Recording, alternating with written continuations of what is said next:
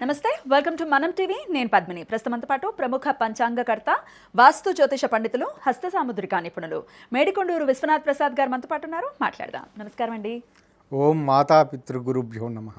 నమస్కారం సార్, నక్షత్రాల గురించి చెప్తూ ఉన్నారు. విశాఖ నక్షత్రం సుబ్రహ్మణ్యేశ్వర స్వామి జన్మ నక్షత్రంగా అభివర్ణిస్తూ ఉంటారు. అంటే కృత్తికలు పాలిచ్చారు కాబట్టి ఆయనకి కృత్తికా నక్షత్రంతో కూడా సంబంధం ఉంది అని చెప్తున్నప్పటికీ విశాఖ నక్షత్రం మాత్రం ఆయన జన్మ నక్షత్రం అనేది శాస్త్రాలు చెప్తున్నటువంటి, అంటే పురాణాలు చెప్తున్నటువంటి అంశం. మరి విశాఖ నక్షత్ర జాతకులు ఎలా ఉంటారు, వాళ్ళ గుణగణాలు ఏమిటి, చాలా విపులంగా తెలియజేస్తున్నారు. అటు వింశోత్తరి దశ కానీ, యోగిని దశలు కానీ, లేదా నవాంశ పరంగా కూడా ఎవరెవరు ఏ ఏ గ్రహాల ఆధిపత్యంలో ఉంటారు, ఇవన్నీ తెలియజేస్తూ ఉన్నారు. కాబట్టి మరి చెప్పండి సార్, విశాఖ నక్షత్రం గురించి. విశాఖ నక్షత్రం మనకు అందరికీ తెలిసిన విధంగా మొదటి 3 పాదాలు తులారాశిలో, 4వ పాదం వృశ్చిక రాశిలో ఉంటాయి. విశాఖ నక్షత్రానికి అధిపతి వింశోత్తరీనాథుడు గురువు. ఇక్కడ ఒక పెక్యులర్ పాయింట్ ఏమిటంటే యోగినీనాథుడు, వింశోత్తరీనాథుడు రెండూ కూడా గురువే. ధన్య, యోగిని పద్ధతుల్లో ధన్య. ఇక తులారాశిలో మొదటి 3 పాదాలు ఉంటాయి. వీరు శుక్రుని అధిపతి శుక్రుడు. 4వ పాదం వృశ్చిక రాశిలో ఉంటుంది, అధిపతి కుజుడు. వీటన్నిటినీ పరిగణలో తీసుకున్నప్పుడు వీరికి సంబంధించి ఇక్కడ గ్రహ ఆధిపత్య దేవత శకరాగ్ని, అంటే ఇంద్రుడు అగ్ని రెండు తత్వాలను కలబోసిన రూపం. వీటిని పరిగణలో తీసుకుంటున్నప్పుడు ఇంద్రాగ్నులు అంటారు, శకరాగ్ని అంటారు. అంటే ఇంద్ర అగ్ని తత్వాలకు సంబంధించిన రూపం అని. ఈ తత్వాలకు సంబంధించిన ఒక ప్రత్యేకమైన లక్షణం ఏమిటంటే వీరు చాలా షార్ట్ టెంపర్డ్గా ఉంటారు. ఈ షార్ట్ టెంపర్డ్నెస్ ఏమిటంటే అది డిపెండ్స్ అపాన్ పాదాలకు సంబంధించి విశ్లేషణ చేసుకున్నప్పుడు చెప్పొచ్చు. కొంతమందికి అది వెంటనే వ్యక్తీకరించే తత్వం ఉంటుంది, లేదా కొంతమందికి మనసులో అగ్నిపర్వతాలు బద్దలవుతూ ఉంటాయని చెప్తూ ఉంటారు. చూసారా, లోపల పెట్టేసుకుంటారు. ఆ టెంపర్మెంట్ బయటికి కనిపించదు. నిర్ణయాలు ఆ విధంగా తీసుకుంటూ ఉంటారు. అంటే ఆ టెంపరేటివ్ నేచర్, సడన్గా ఈ సమయంలో నేను ఈ పని చేయకూడదు అనే నిర్ణయం తీసుకోవటం లాంటిది, ఇటువంటి మానసిక స్థితి అనేది ఉంటుంది. ఇక వీరు రాణించే విషయాలు వీటన్నిటిలో ఏమిటంటే వీరు తాము చేస్తున్న పని పట్ల శ్రద్ధ కన్నా మిగతా విషయాదుల పట్ల ఎక్కువ ఆసక్తి కలిగి ఉంటారు. ఉదాహరణకి ఒక మంచి ఉద్యోగం చేస్తూ ఉన్నారనుకోండి, అకౌంట్స్ విభాగానికి సంబంధించిన ఉద్యోగం అనుకుందాం, అటువంటి ఉద్యోగం అనుకుందాం ఉదాహరణకి. కానీ దానికి సంబంధం లేని వేరే విధంగా ఆధ్యాత్మిక పరమైనగా ఏదైనా ఒక ఇది ఉందనుక ఆధ్యాత్మిక కార్యక్రమాల్లో ఎక్కువ పాల్గొనటం అనేది ఉంటుంది. లేదా వాళ్ళకి సాఫ్ట్వేర్ రంగానికి సంబంధించిన ఉన్న అనుకోండి, వీళ్ళు అనుకోని విధంగా జ్యోతిష్యం వైపు వాళ్ళు సాఫ్ట్వేర్ రంగానికి సంబంధించి వాళ్ళు అన్నీ తయారు చేస్తూ ఉండాలి, ఏవో చేస్తూ ఉండాలి కదా, సాఫ్ట్వేర్ ప్రోడక్ట్స్ ఇవన్నీ చేస్తూ ఉండాలి కదా, దానికి తక్కువ ప్రాధాన్యత ఉంటుంది. జ్యోతిష్యానికి సంబంధించిన ఎక్కువ ప్రాధాన్యత ఉంటుంది. అలానే దీన్ని నెగిటివ్గా తీసుకుంటున్నప్పుడు వారికి స్థిరమైన ఆదాయ మార్గం వచ్చే దానికన్నా పై ఆదాయాలు, అంటే రెండవ ఆదాయ మార్గాలకు ఎక్కువ ప్రాధాన్యత ఇచ్చే మానసిక స్థితి కలిగి ఉంటారు. ఇది ఒక ప్రధానమైన, కొన్ని సందర్భాల్లో అనుకూలమైన లక్షణం. ఇది మొట్టమొదటి వివరించినట్లుగా మల్టీ టాలెంటెడ్ పర్సన్గా వారి గుర్తింపు లభించే అవకాశాలు ఉంటాయి. కానీ రెండో పద్ధతి ఏమిటంటే వారి స్థిరమైన ఉపాధిలో మంచి అనుకూలమైన జీతం అంతా వస్తున్న సందర్భాలలో వారు వేరే రకంగా రెండో ఆదాయ మార్గం, అసలు కంటే జీతం కంటే గీతం ముద్దు అనే పదం వింటూ ఉంటాం కదా. మన బాపు రమణ గారి ములపూడి వెంకటరమణ, జీతం కంటే గీతం, గీతం అంటే గీతం ముద్దు అనే పరిస్థితి ములపూడి వెంకటరమణ గారి డైలాగ్. అంటే అది లంచం అని, దానికి ప్రాధాన్యత ఇస్తూ ఉంటారు. ఇది ఒక ప్రధానమైనది. ఇక కుటుంబపరమైన విషయాదులలో వీరు మొదట చిన్న వయసులో తల్లిదండ్రులను వ్యతిరేకించే పరిస్థితులు ఉంటాయి. తల్లిదండ్రులు అంటే వారికి సంబంధించిన విషయాలకు సంబంధించి ఏదో వ్యతిరేకించే పరిస్థితులు ఉంటాయి. గ్రాడ్యువల్గా తల్లిదండ్రుల పట్ల ఆసక్తి, బాధ్యత, ప్రేమ పెరుగుతూ ఉంటాయి. తల్లిదండ్రుల నుంచి రెసిప్రొకేటివ్గా ఉంటుంది. పూర్వార్జితాలు, పిత్రార్జితాలు వీరు పరిపూర్ణంగా లభించే పరిస్థితులు ఉంటాయి. కానీ జీవిత భాగస్వామిని ఎప్పుడూ ఏదో విధంగా వీరు తమ చర్యల ద్వారానో మాటల ద్వారానో ప్రారంభంలో ఇబ్బంది పెట్టే పరిస్థితులు ఉంటే ద్వితీయార్థంలో 36 సంవత్సరాల తర్వాత వారిని జీవిత భాగస్వామి వీరిని ఇబ్బంది పెట్టే పరిస్థితులు ఉంటాయి. ప్రారంభంలో వీరు చక్కగా చూసుకుంటూ ఉన్నారు, అంటే వారు రివర్స్గా ఇట్లా మంచిగా ఉన్నారనుకోండి, జీవిత భాగస్వామితోటి చక్కగా ఉన్నారనుకోండి, ద్వితీయార్థంలో జీవిత భాగస్వామి ఇంకా ఎక్కువ రెట్టింపుతోటి వారికి సహాయపడే పరిస్థితులు ఉంటూ ఉంటాయి. ఇది వైవాహిక జీవితం చక్కగా సాగే అవకాశాలు ఉంటాయి. వైవాహిక జీవితంలో తప్పులు ఏమైనా జరుగుతాయి, పొరపాట్లు జరుగుతాయి అని అంటే అది కేవలం వీరి యొక్క ప్రవర్తన, వీరి ఆలోచన ధోరణి వలన మాత్రమే జరుగుతుంది. ఇక నక్షత్ర పాదాల వారిగా చూసుకుంటున్నప్పుడు ఇక్కడ మొదటి పాదం తులారాశి కానీ నవాంశ మేషరాశి అయింది. అంటే తులారాశికి సప్తమ స్థానంలో నవాంశ ప్లేస్ చేయబడి, అంటే శుక్ర కుజగ్రహాల ప్రభావం ఇక్కడ ఉన్నది. ఒకదానికొకటి పరస్పరం 180 డిగ్రీల కోణ స్థితిలో ఉన్న స్థితి. వీరు ప్రేమ స్నేహం వంటి విషయాలకు వైపు పొరపాటున ఆకర్షితులైన సందర్భాలలో వీరు చాలా ఇబ్బందులు ఎదుర్కోవాల్సిన పరిస్థితులు ఉంటాయి. అంటే అనుకోని విధంగా వీరికి ఎదుటివారి యాంటీ అడ్వాంటేజ్ తీసుకోవటం, వీటి కారణాల చేత అవి సఫలీకృతం అయ్యే అవకాశాలు తక్కువగా ఉంటాయి. చెడ్డ పేరు వచ్చే అవకాశాలు ఉంటాయి.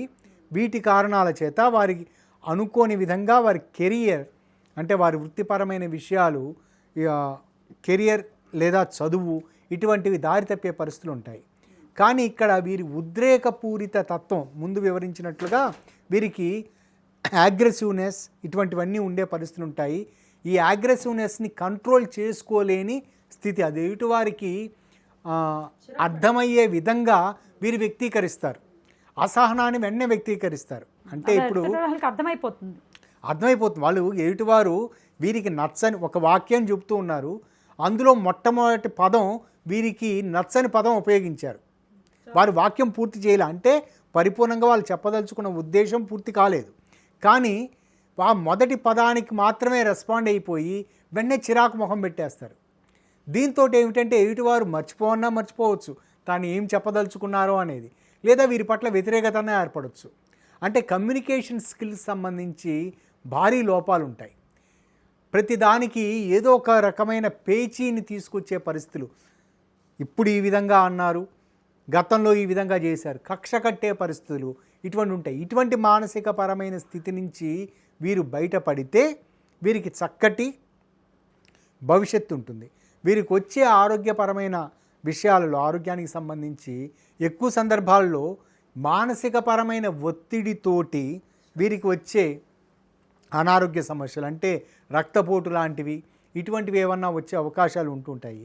చిన్న వయసులో ఇటువంటి లక్షణాలు మొదలైన సందర్భాలలో బహుశా 36 సంవత్సరాల తర్వాత కుటుంబ సభ్యుల సహకారంతో అవి తప్పిపోయే పరిస్థితులు ఉంటాయి.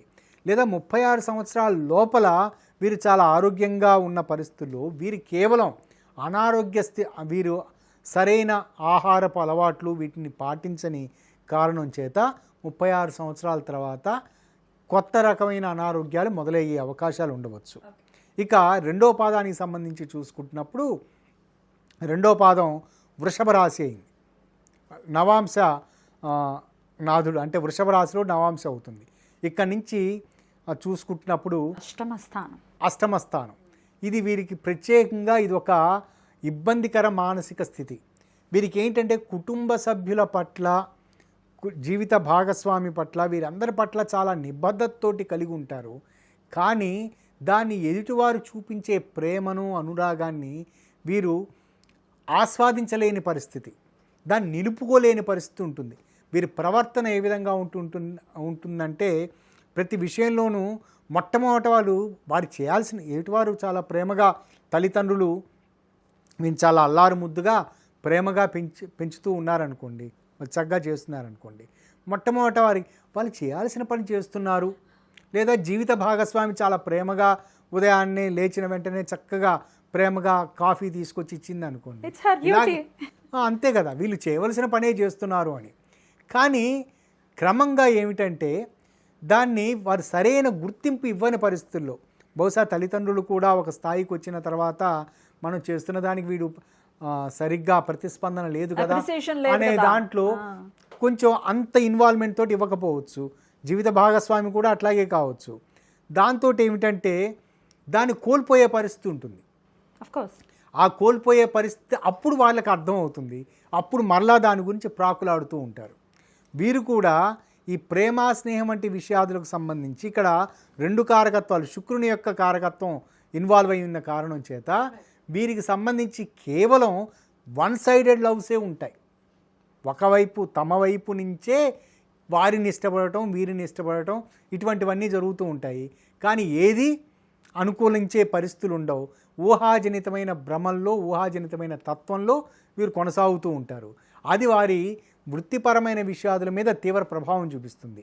అలాగే స్త్రీలకు సంబంధించి కూడా ఇదే 2వ పాదంలో ఉన్న సన్నివేశాలలో వీరు జీవిత భాగస్వామి యొక్క బలహీనతలను వీరు ఉపయోగించుకోకుండా వారి పట్ల శ్రద్ధగా వ్యవహరించిన సందర్భాల్లో సుఖ వైవాహిక జీవితం అనేది పొందగలుగుతారు. ఇక 3వ పాదానికి సంబంధించి చూసుకున్నప్పుడు 3వ పాదానికి సేమ్ ఇవే కాంబినేషన్స్ వర్తిస్తూ ఉంటాయి. 3వ పాదానికి నవాంశ మిథున నవాంశ అయింది. మిథున నవాంశకి అధిపతి బుధుడయ్యాడు. వీరు చక్కటి వాక్చాతుర్యాన్ని కలిగి ఉండే స్థితి ఉంటుంది. వాక్చాతుర్యం కలిగి ఉండటం, వ్యక్తీకరించే పరిస్థితి ఉండటం, ఇటువంటి లక్షణాలు ఉంటాయి. కానీ ఇక్కడ ఇది శుక్రుని యొక్క కారకత్వం, గురువు యొక్క కారకత్వం, ఈ 2 రకాల గురువు యొక్క కారకత్వం అంటే విశాఖ నక్షత్రానికి అంటే వింశోత్తరీ పద్ధతుల ప్రకారం, యోగిని దశల ప్రకారం 2 రకాలుగా కూడా గురువే కారకుడు అయ్యాడు కాబట్టి, రాశ్యాధిపతి శుక్రుడు అయ్యాడు కాబట్టి ఇక్కడ వీరికి సంబంధించిన విషయాలు బుధుడు ఇన్వాల్వ్మెంట్. ఇక్కడ 3 శుభగ్రహాల కలయిక, 3 శుభగ్రహాల యొక్క తత్వాల కలయిక. ఈ కారణాల చేత వీరికి సంబంధించి ప్రతి దాంట్లోనూ వీరికి ఎదుటివారిని ఆకట్టుకునేంత చక్కటి కళా పరిజ్ఞానం అన్నీ ఉంటూ ఉంటాయి. కానీ శుక్రుని యొక్క చంచలత్వం ఉంటుంది చూసారా, ఒకదాని పట్ల పూర్తి పారవశ్యతకి ఎక్కువ ప్రాధాన్యత ఇస్తూ ఉండటం. వీటి కారణాల చేత అంటే పూర్తిగా ఎక్కువ సందర్భాలలో వీరు పారవశ్యతకే ఎక్కువ ప్రాధాన్యత ఇస్తున్న కారణం చేత పాజిటివ్ సైడ్ తీసుకుంటే ఎక్కువగా పుస్తకాలు చదవటం లాంటిది కావచ్చు, లేదా ఎక్కువగా సినిమాలు చూడటం లాంటిది కావచ్చు, లేదా ఎక్కువగా ఆపోజిట్ సెక్స్ అట్రాక్షన్స్ వంటివి కావచ్చు. ఇటువంటి వాటి పట్ల వీరు అవసరానికి మించి ఎక్కువ ప్రాధాన్యత ఇస్తున్న కారణం చేత వీరు కొన్ని సమయాలలో తమ వృత్తిపరమైన విషయాదులలో, ప్రాథమిక వృత్తిపరమైన విషయాదులలో గుర్తింపును కోల్పోయే అవకాశాలు ఉంటూ ఉంటాయి. కానీ వీరికి పరిజ్ఞానం చాలా గొప్పగా ఉంటుంది. మేధావులు అంటే మేధావి తత్వం కలిగి ఉంటారు. ఇక కుటుంబ సభ్యుల నుండి అంటే జీవిత తల్లిదండ్రుల నుండి వీరి నుండి చక్కటి సహకారం లభిస్తుంది. ఆయాజితంగా పూర్వార్జిత పిత్రార్జితాలు చేతికందుతాయి. తల్లిదండ్రులను బాధ్యతతోటి ప్రేమతోటి చూసుకునే పరిస్థితులు ఉంటాయి. చక్కటి ఎన్విరాన్మెంట్ ఉంటుంది. కానీ వాటిని ఆస్వాదించలేని స్థితి ఉంటుంది. దానికి కారణం వీరు వేరే పారవశ్యతలకు లోను కావటం, అంటే ముఖ్యంగా ఇంటలెక్చువాలిటీకి సంబంధించిన విషయాలకు ఎక్కువ ప్రాధాన్యత ఇస్తూ ఉండటం. ఇంతేకాకుండా వీరు పొరపాటున కూడా న్యాయ చట్టపరమైన విషయాల జోలికి వెళ్లకుండా ఉన్నట్లయితే అనుకూలమైన ఫలితాలు ఉంటాయి. ఇక 4వ పాదానికి సంబంధించి చూసుకున్నప్పుడు 4వ పాదం కుజుని యొక్క రాశి అయింది, అంటే వృశ్చిక రాశి అయింది. విశాఖ నక్షత్రం 4వ పాదం వృశ్చిక రాశి అయింది. ఇక్కడ గురు కుజుల కాంబినేషన్. దాని తర్వాత నవాంశాధిపతి వీరికి కర్కాటక చంద్రునికి సంబంధించి. ఇక్కడ ఇంద్రుని యొక్క తత్వం వీరికి మన ఇంద్రుని గురించి చెప్తూ ఉంటారు కదా, ఎక్కువ స్త్రీ వ్యామోహం కలిగి ఉన్నవాడు అని ఇటు పురాణ కథల్లో ఉంటుంది కదా. ఇది ప్రారంభంలో వీరి మానసిక స్థితి ఇదంతా ఆపోజిట్ సెక్స్ అట్రాక్షన్స్కి ఎక్కువగా ఉండటం, వీటి కారణం చేత శుక్రుని యొక్క కారకత్వాలకు సంబంధించి అంటే మన పారవశ్యతకు సంబంధించి అనుకుంటూ ఉంటాం కదా. ఇక్కడ ఇటువంటి లక్షణాలు ఇంద్రునికి సంబంధించిన లక్షణాలు అనేది విశ్లేషణ చేసుకుంటున్నప్పుడు ఎక్కువ వర్తిస్తూ ఉంటుంది. ఇవి ఒక ప్రాథమికమైన అవలక్షణం. ఇది పాజిటివ్ సైన్గా తీసుకోలేము. వీరి అట్రాక్షన్స్ ఎక్కువగా ఉంటాయి. ఈ అట్రాక్షన్స్ వలన ఏమిటంటే వారు వృత్తిపరమైన విషయాలలో లేదా చదువుకునే విషయాలలో వీరు సరైన ప్రాధాన్యత ఇవ్వకపోవటం, వాటి కారణం చేత ఇబ్బందులు, ఎదుగుదల లోపాలు ఉంటాయి. రెండవది, వీరికి సంబంధించిన విషయాలు ప్రతి విషయానికి సంబంధించి వీరు చంద్రుని యొక్క ఇది కర్కాటక రాశి సంబంధించిన 4వ పాదం కర్కాటక నవాంశ అయినది కదా, ప్రతి విషయంలోనూ ఒక్కసారిగా ఆత్మన్యూన్యతాభావానికి లోనవుతూ ఉంటారు. అంటే అది ఒక్కోసారి అహంకారానికి దారితీయవచ్చు, అహంకారపూరితంగా ఉండొచ్చు. ఎదుటివారు తమని విమర్శిస్తున్నారు అనే భావనతోటి ప్రతి ఒక్కరి మీద వారి మీద కసి ఎలా తీర్చుకోవాలి అంటే తమను ఏదో ఒక మాటని తోటి వీరిని వేధించారు, ఒక మాట అన్నారు అన్నప్పుడు ఆ మాటకి వారి మీద ప్రతీకారం ఎలా తీర్చుకోవాలి అనే దాంట్లో వీరి జాప్యత సమయం గడిచిపోతూ ఉంటుంది. ఇక వీరికి చర్మానికి సంబంధించిన రుగ్మతలు పెరిగే అవకాశాలు ఉంటుంటాయి. కేవలం మానసికపరమైన ఒత్తిడి కారణం చేత, స్కిన్ మీద అది ఇంపాక్ట్, ఆహారపు అలవాట్ల కారణం చేత స్కిన్ మీద ప్రభావం చూపిస్తూ ఉంటుంది. జీవిత భాగస్వామి వీరికి పరిపూర్ణంగా సహకరించే వ్యక్తి ఉంటారు, కానీ వీరి యాంటీ అడ్వాంటేజ్ తీసుకున్న కారణం చేత సహజంగా 36 సంవత్సరాలు దాటిన తదుపరి నుండి వీరి జీవిత భాగస్వామి పక్కా యాంటీ అవుతారు. వీరు భరించక తప్పనిసరి పరిస్థితి ఏర్పడుతుంది.